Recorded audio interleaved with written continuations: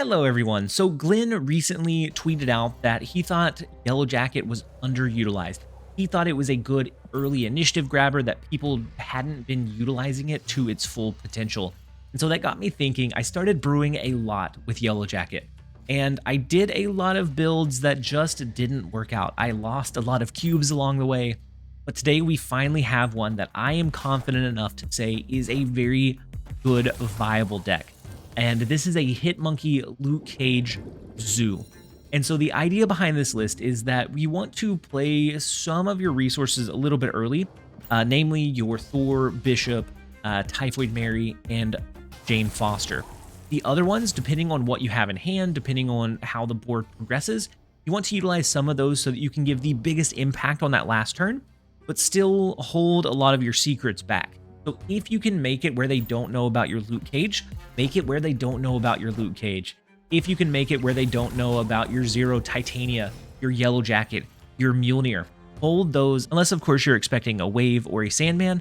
Otherwise, you're able to just flood so much stuff on the last turn of the game that it gives you so much board presence and burst potential. You're able to efficiently change where your cards are, and you're going to convince the opponent to stay a lot more often than the retreats that we get whenever you just blow the game out of the water. And so running through the kind of core cards really quickly, we have Zero. Zero is going to be able to cancel out your Titania or your Typhoid Mary. The majority of the time, I would say that it's going to be used either on the last turn of the game or really close to, unless something like a storm comes down or a kiln location pops up and you need to position that power early.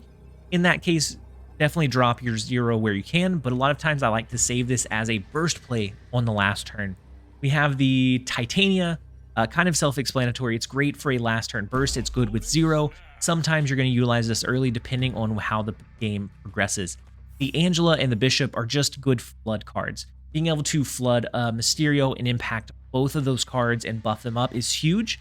And then if we're wanting to flood the rest of the board with low-cost resources in our Yellowjacket, Mjolnir, Luke Cage, Hitmonkey, then they just synergize so incredibly well with the idea of this deck. We have the Hazmat, which has been kind of the secret to this deck's success for me. Being able to drop that Hazmat on the last turn, a lane that I was locked out of, that the opponent had Professor X in, that they thought they had locked down, being able to drop the Hazmat plus the Luke Cage to not only bring their side down, but to bounce ours back up, has swung me so many games back in my favor. We have the Thor, which gives us another zero-cost resource, the Jane Foster to pull out our Yellowjacket and Mjolnir to make sure that we have a lot of resources drop alongside the Hitmonkey on the last turn. It also thins our deck going into turn 6, so we have a better chance to draw those key resources that we need, either the Luke Cage or the Hitmonkey. And the rest of the deck just is low-cost resources. Mysterio is fantastic. Hitmonkey, such a good zoo-style card. So if you're not getting restricted, Hitmonkey can be absolutely phenomenal. And so overall, the deck has been incredibly fun. I have really enjoyed utilizing Yellowjacket. Yellowjacket with Luke Cage is not going to harm your cards, which I think is incredible. And I haven't really experimented with it before, but now that we're kind of testing it out, I'm using Yellowjacket, I'm finding that that synergy with Luke Cage is phenomenal. And it just goes hand in hand with being able to do that, plus the Hitmonkey. I think throwing in a Wasp is just overkill at that point. You're going to have too many low power resources and not enough like big impactful plays. But the Yellowjacket, I think, synergizes phenomenally. And I do enjoy the extra 1 power reach of that over the Wasp. So we are going to go ahead and jump over into a couple of games. I hope you guys enjoy. All right. First up, we have Nermal. And Nermal is... Nermal is running the statistically best deck. The Stature, Hawk, just the good deck, which is the starting to become the... I mean, it's beatable, but it's just so consistent. It offers disruption. It just offers like everything that you really, really need. Let's go with the Thor into Kamartage.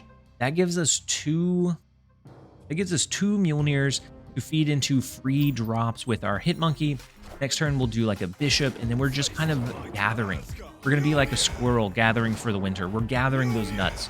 Only our nuts are cards. We're gathering cards so that we can just blast Hitmonkey onto the board. We get a Mjolnir, which is beautiful. We get Mjolnir right away. Let's go ahead and do the Bishop into Throne Room. as long as they are still running that statistically best possible deck, then we're fine. Now, we have to worry about, maybe we're not. We have to, oh, and we have to worry about a double Black Bolt here. Double Black Bolt is just going to be awful. What does Iron Lad copy into? Okay, copies into Rock Slide, which does trigger twice. We get a lot of rocks. Do we think that they do we think they have the Black Bolt? If so, then we lose Mjolnir. We lose Wasp. But I think we need them to win, so I'm not going to play it. The Rock Slide. Okay, so they did not have it. So we just get more rocks in our deck, which is fine. As long as they can only play one Hawk, which they can. They only have one Hawk. We should be okay on that front. Let's go with like a Mjolnir. This Yellowjacket is kind of tough. It's going to trigger twice. So we're going to throw him into Throne Room so that he at least gets value. We'll do that. And we still haven't played any energy, so now we can do like a rock. No, hold on. Take all these back. Let's do the Hazmat first. Impact all of their cards. We're then going to do the Yellowjacket. It impacts ours as well, which is why we're doing it first. Then we're going to do Mjolnir. We're going to do Rock, hit Monkey. Not great. Let's rotate this around just in case they have an arrow. I'm always worried about a potential arrow play. I know that this deck doesn't use an arrow. Their end game is going to be like a Hawk. You do end up retreating. It's anticlimactic, but it was what we wanted. We got the resources we wanted for the most part, but get a retreat. So let's play it a little bit more aggressively next time, and maybe we can pin down a 2, 4, or 8 cube victory. All right, next up we have Always Snap, and the first location is the Nexus. We have a couple of our bigger resources, so the loot cage is huge. Loot cage is huge for us in being able to make sure that like Yellowjacket, Typhoid Mary, they don't negatively impact our game. So I'm going to go ahead and play Loot Cage out early. I know that there's an Enchantress floating around in a lot of decks. We're going to try to bait it out. Like, it's not the end of the world if it does get Enchantress. I'd rather it not, of course. Not the end of the world. We do have Hit Monkey, so what we're going to do is play Bishop, and then we're going to kind of see. We're going to test the waters. We're going to see if maybe we can flood. Now, they have a Korg. I have to be concerned about this being the potential, like, very heavy, statistically best deck in the game style list. Now, the good thing about knowing that list and it being so popular... Ooh, no, Stegron. Interesting. That's unfortunate. At least it didn't hit our Typhoid Mary, but Stegron is interesting. This is not the deck that I thought it was. That's kind of cool. 2, 4, 6, and the Rock. We can make sure that the Bishop doesn't get destroyed. On the last turn, we can do something like Angela, Hazmat, Hit Monkey, Yellowjacket. Not like a great play. Not even really a good play. We can do it. Really depends on what we grab on this last turn. If we pull into like Zero or Titania, maybe we play it. We're going to wish that we had played our Angela. But we have a 3 out of 5 chance. We have a better chance of drawing into something we can play this turn than not drawing into something we can play. I'm going to go ahead and play Angela.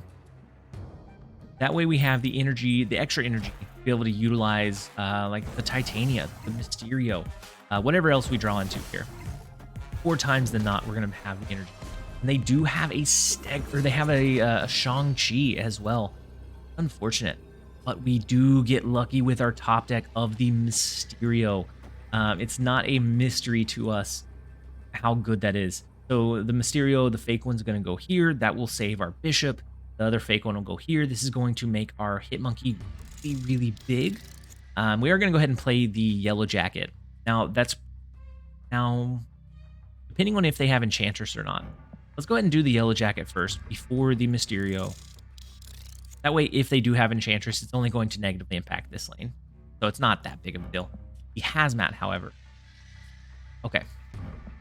Change of plans. We do the Hazmat, then the Yellowjacket, then the Mysterio. No, then the Hit Monkey, then the Mysterio. That way we're free of an arrow play. We're free of Enchantress really negatively hurting us. We're going to hurt them here more than they hurt us. And I think we should be okay here. I think we're fine. They can move their Jeff out is the only thing. And then they can play a big resource here. Potentially the Iron Man is big. But the, what is it? The Hazmat is going to negatively impact them by 8. It hits all 4 cards. But since that is doubled, it doubles down and it negatively impacts them for 8 power. Our Hitmonkey is going to be able to swing that location.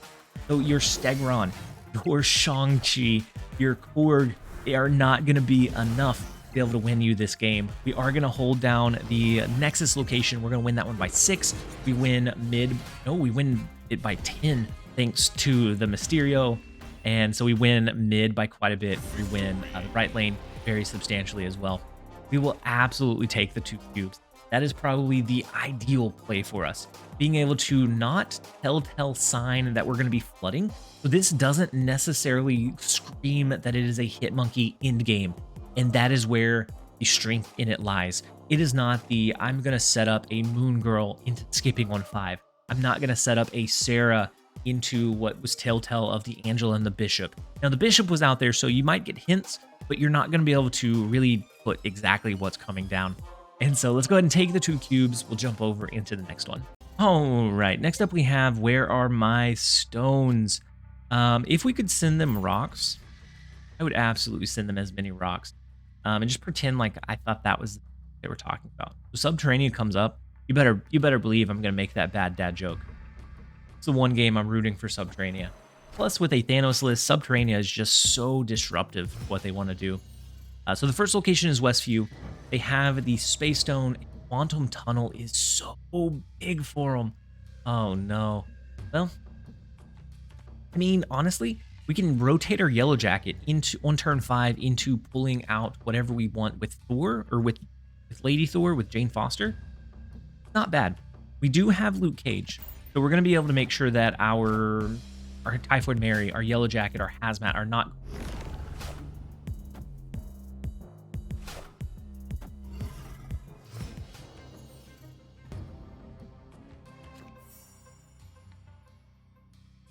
But, okay. Well, let's scratch that. We're not going to rotate our Yellowjacket. We're not doing anything. We're not doing anything in Quantum Tunnel. That is just a free location. That is a turn to Professor X. Wild, wild, wild, wild west.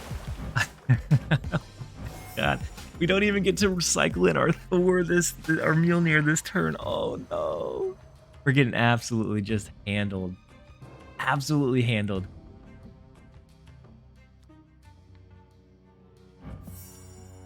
All right, let's do the Typhoid Mary. We have the Luke Cage to protect it. They could have Shang-Chi, probably. Considering our luck in this, I think this is more like the deck that runs Claw, Onslaught, and so Professor X in mid is actually not fantastic. I mean, it's good. Don't get me wrong, it's good, but it's not as good as it could be.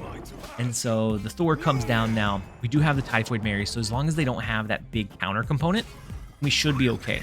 It'd be much more likely to have Shang-Chi versus Enchantress because the trend of their cards that are not just the Thor stones are the ongoing cards. We do draw into Mjolnir immediately, so unfortunately, Jane Foster is not going to pull anything here. She's just going to be the best value card we can drop. And then on the last turn, we can play 4 cards, whether it's these 4 or if we drop a Hazmat, maybe we drop a Titanium. We don't know exactly the order that we're going to play these last turn in, but we do know we're just going to be able to flood that board. So they have a Devil Dino that comes down in this lane. I mean, we might, honestly, might be okay. Might not be the worst thing in the world. We can do Mjolnir, which is going to help this one. We can do the Angela. Yellowjacket. If they have a Shang-Chi, then we lose this lane. If they have a big Thanos, we lose this lane. I don't know if this is correct, but a gut read tells me we need the extra reach in this left lane, and so we're going to go with the Hitmonkey as well. That way we get a little bit over the, like a 10. Get it like a, that 10 may not be enough. So the 6 from Mjolnir, fantastic. The Hitmonkey play is going to be 2, 4, 6, another 6. That brings us up to, what, a tie? Oh, then it comes down to a point differential, which we actually, I think, pull it off. Wow. Okay. I'm so glad that we thought about, I don't know, I had Thanos in this left lane in mind. I don't know why. I don't know what told me it might, I don't know what made me think that it might be Thanos in this lane. Like, honestly, an Onslaught would have been, I think, better. It would have been 7, 8, 9. No, it would have been about the same. It would have been 9. But switching this back is what saved us that game. We were able to win the point differential. Wild. We will absolutely take the 2. I am loving being able to use the steampunk Yellowjacket. Loving it. Let's go ahead and take the 2, jump over into the next one. All right, next up we have MT Boba. The first location is Stark Tower. We have our 0. We don't want to play it necessarily early unless we just have to. If we anticipate like a Professor X, if we anticipate like a Spider-Man, a lane lockdown, something that needs us to get that power there early, then we could do something like a 0 Titania, 0 Typhoid Mary. But until then, I'd rather hold it as an additional reach for the Hitmonkey play. Plus, for every card that we don't play early, it gives us that much more element of surprise going into those last turns. We do get our Titania now. They played Invisible Woman into the Stark Tower lane, so kind of interesting that they opted to play the Invisible Woman there, because now anything they play behind it is not going to get the Stark Tower bonus. So it does look like a Hella deck, like a discard Hella deck. We don't have any way to stop that. So if they hit their high roll, then I think they just win. But the good thing about that is that we don't really have to worry about it being this interactive game plan. Like, it's just not. It's not. Hella is very straightforward. You either have it or you don't. So with Nova Roma driving their cards, they probably have it. I'm gonna be completely honest, they probably do. All right, we took a long time, but we're gonna go pretty big stack into Stark Tower. So we're going with, ooh, they have the Ghost Rider to pull the Thor out of the Stark Tower lane, which is fine. We honestly don't need the Stark Tower bonus. It's just a good thing to have. But wild. So if this is, I mean, this may not be a Hella list. Maybe I got the read wrong. Maybe it's not Hella.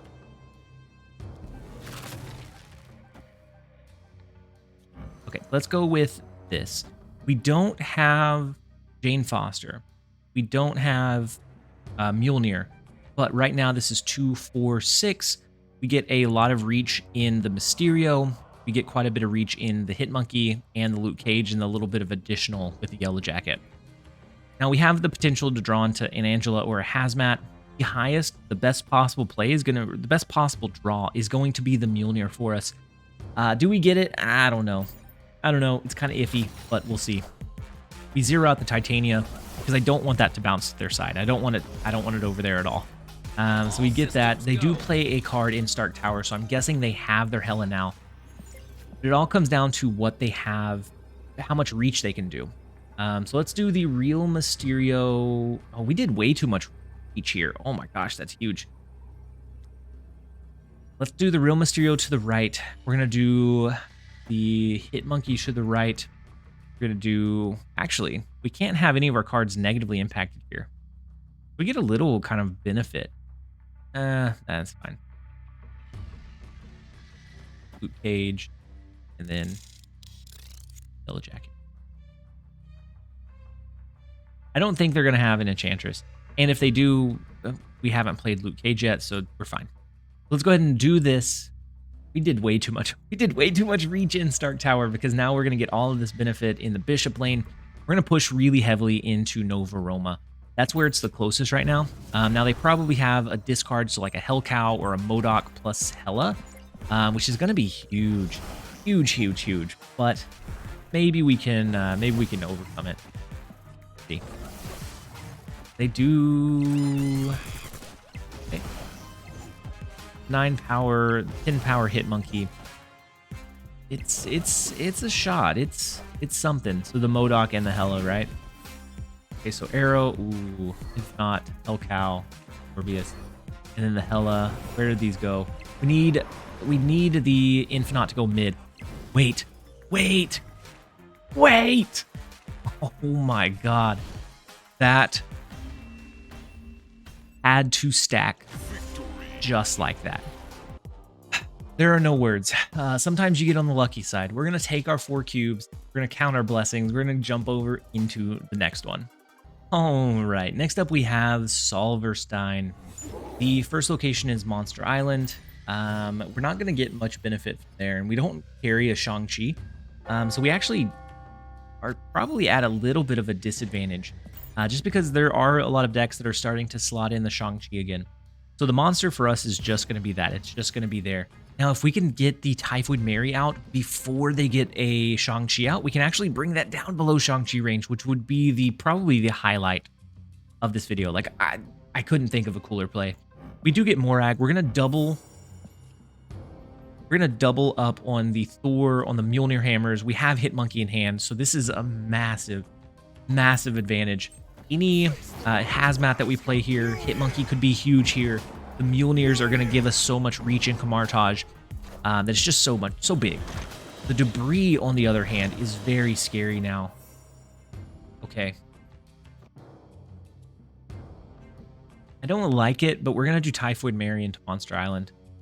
Don't like it. Don't like it one bit. But that's fine. I think it's going to be harder for them to force us into having Camartage capped out than another location. So the Wasp, to allow them to do Iron Lad into that right lane into Morag. What does it copy into? Copies into Iron Man. That is huge. So this is probably a Patriot deck, and that is just such a massive, massive pull. But since it is a Patriot list, we don't really have to worry so much about them clogging us like I thought we were going to. We just have to worry about absolutely everything else. All right, this Hitmonkey is not going to be huge. This is what we're going to lock in. Play. The Iron Man goes over to the left, which is massive. But our Hazmat gives us quite a bit of value now. Because now every hit that it takes is going to double. So I know that we want to do Hitmonkey, we want to do Hazmat. What do we want to do for that last play? Mysterio is going to help us over in this lane a touch. But Mjolnir is going to help us in this lane a good amount. Let's go with the Mysterio. I feel like we need to go Mysterio here. That 4 extra power, it'd be enough to do it. It seems funky, but it might be enough to do it. I think we lose this one to like a Patriot and a Mystique, but I am gonna let it play out. Our Hitmonkey gets decent value. The Blue Marvel, okay. So that's 1 Hazmat trigger. The second one brings them down a little bit lower. Can we win the left lane off of that? It's going to be very, very close in that left lane because 8-16, we win the left lane. We still lose the right lane. So we could have, ooh, no, we tie the right lane. Wild. Absolutely wild. They must not have drawn their Patriot. We got very fortunate there. But we do beat the double Iron Man. Wild, wild, wild, wild. With a Yellowjacket, with a Hitmonkey build. So a Luke Cage build. I'm enjoying this. I am enjoying this so thoroughly. But that is where we're going to go ahead and end the video. I have not had a string of games this good in a very, very long time. Since before this season started, honestly.